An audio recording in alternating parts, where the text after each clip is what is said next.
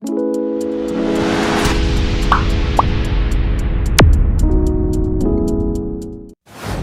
saya bilang gini, "Bu, kenapa ya saya tidak ada di lokasi kok tuntutannya banyak 10 tahun. Sedangkan kan saksi-saksi aja yang dari penuntut umum itu kan meringankan dari terdakwa. Kenapa kok tuntutannya 10 tahun?" Terus saya bilang gini, "Nak, kita kan sedang didolimi polisi dan jaksa." Saya bilang gitu, "Kita sabar saja, kita masih berusaha terus untuk melawan kezaliman itu." Saya bilang gitu. Penyidik Polsek Sewon Kabupaten Bantul DIY diduga menyiksa 5 remaja untuk mendapatkan pengakuan terkait kasus pembunuhan di kota itu. Kasus yang dimaksud adalah pembunuhan di Jalan Kawasan Gedong Kuning 3 April 2022 dini hari. Peristiwa itu menewaskan seorang siswa SMA bernama Dava Azin Al-Basir berusia 18 tahun. Setelah penyidikan dan persidangan bergulir, 5 terdakwa menghadapi tuntutan 10 hingga 11 tahun penjara. Kelimanya adalah Andi M. Hussein Madzahiri, Muhammad Musyafa Afandi, Hanif Akil Amrullah, Rian Nanda Syahputra, dan Fernandito Aldrian Saputra.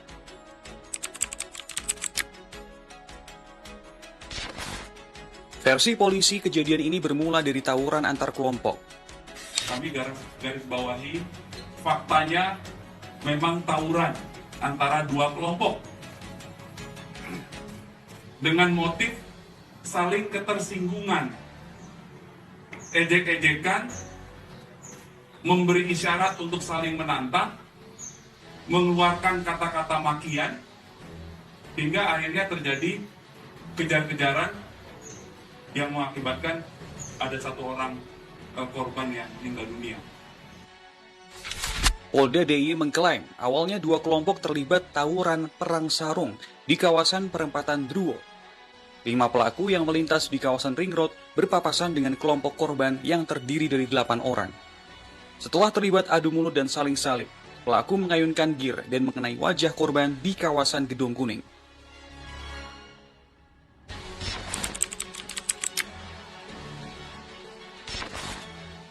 Versi orang tua para terdakwa, 4 dari 5 remaja itu memang terlibat tawuran perang sarung di perempatan Druwo. Sebelumnya mereka berkumpul di kawasan Hiswana Migas dan terekam di CCTV ini. Namun, setelah tawuran bubar dan mampir di warung burjo di kawasan Jalan Randu Belang, keempatnya pulang ke rumah masing-masing. Sabtu 9 April 2022, polisi menjemput kelima pelaku. Datang ke rumah itu mohon izin kepada kami bahwa Hadif mau dimintai keterangannya dalam perang sarung yang ada di Druwo yang dilakukan pada tanggal 3. Dalam menangkap anak saya, membawa anak saya itu tanpa surat yang direkomendasikan dari polisi baik Polda maupun Polsek, sama sekali tidak ada surat.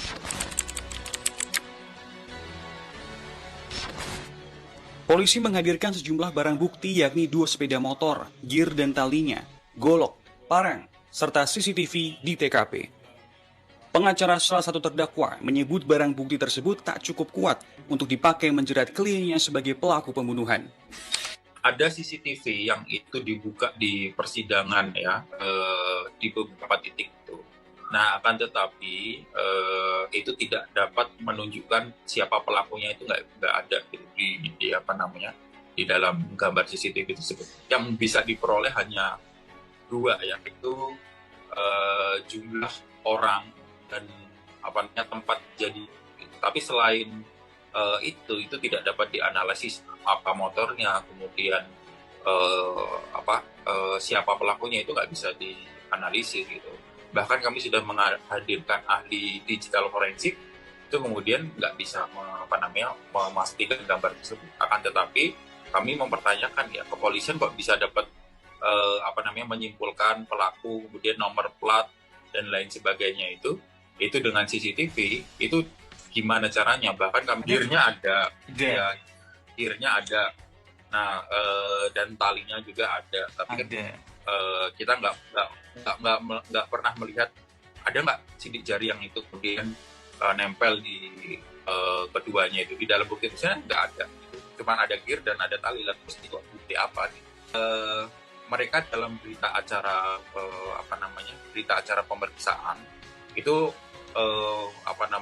menjelaskan bahwa itu milik dari saudara salah satu ini ya, terduga pelaku si R ini, kemudian dengan direct message di Instagram itu. Jadi seolah-olah pelaku ini memberikan pesan secara langsung di Instagram, suruh nyimpan gear-nya. Akan tetapi di persidangan maupun jaksa tidak pernah memberikan minimal screenshot isi DM-nya itu apa gitu. Itu nggak ada sama sekali. Jadi menurut kami benar-benar dugaan kami semakin kuat nih bahwa kasus yang direkayasa dan semakin menunjukkan bahwa ini memang salah tangkap. Selain itu, salah satu sepeda motor diklaim orang tua terdakwa berada di rumah ketika tawuran berlangsung. Dan perlu diketahui, Hanif sama sekali tidak membawa motor. Tetapi di tuntutan ini, di dakwaan ini, Hanif memakai motor Vario miliknya dan memboncengkan Andi. Padahal motornya itu waktu itu di mana, Bu? Di rumah? Motor di rumah. Kunci itu saya simpan di kamar saya, ini tidak bisa ngambil. Karena di ruang saya itu sudah saya kunci juga. Motor ada di halaman rumah, tapi halaman rumah ada pagernya dan itu juga dikunci oleh bapak. Dan nanti memang tidak membawa motor waktu itu.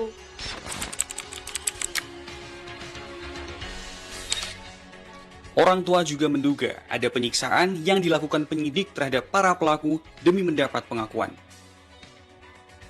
Dugaan ini dikuatkan dalam pendapat Amicus Curiae Contras yang menyebut ada beberapa bentuk penyiksaan yang dialami terdakwa.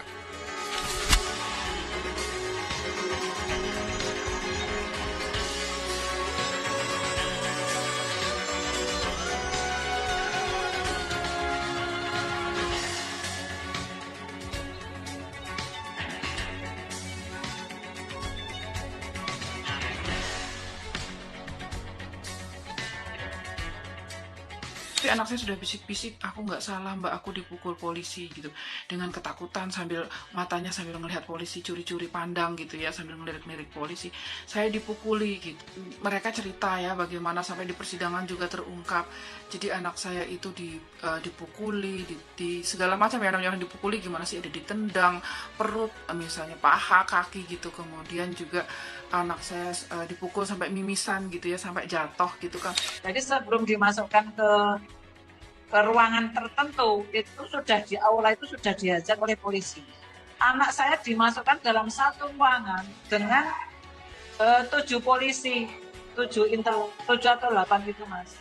Secara membabi buta, ada yang menghajar pelipis Hanif sampai berdarah, mulut, mata sini bagian putihnya sampai merah darah warnanya. Kemudian bagian bagian gusi sini pecah. Itu secara membabi buta menanyai Hanif dan harus mengaku bahwa Hanif itu pelaku kritik di Gedung Kuning. Apa yang diceritakan Hanif apa adanya, bahwa dia tidak melakukan kegiatan kritik di Gedung Kuning, tetap mereka tidak mau memahami, tidak mau tahu. Itu dibawa ke lantai 2. Setelah di lantai 2, kalau kemarin itu cuma nggak cerita kalau ditarik, di plester itu mas, matanya di plester, terus ditodong pistol di kaki, sambil ditanya, pilih kanan apa kiri gitu. Terus diseret ke bawah, dibawa ke belakang sektor Sewon, itu kakinya dipukulin terus mas. Sambil lehernya juga diinjak-injak, Mas. Kejanggalan-kejanggalan ini membuat kuasa hukum menduga kuat polisi tidak bekerja profesional dalam menyidik kasus ini. Korban dan temannya itu apakah mengenali motor atau mengenali pelaku, Mas? Nggak ada. Jadi ketika ketika di persidangan semuanya bahkan menyatakan bahwa kebanyakan itu keterangan yang diberikan di kepolisian itu bukan keterangan mereka. Di depan persidangan mereka justru menyatakan, loh itu bukan keterangan saya gitu. Itu bukan keterangan saya nggak pernah menyatakan sih depan berita acara pemeriksaan. Jadi itu, nah dugaan kami itu kemudian penyidik tidak profesional ya, dengan cara ya akhirnya menyusun kronologi versi mereka dan akhirnya cuma minta tanda tangan. Dugaan kami seperti itu.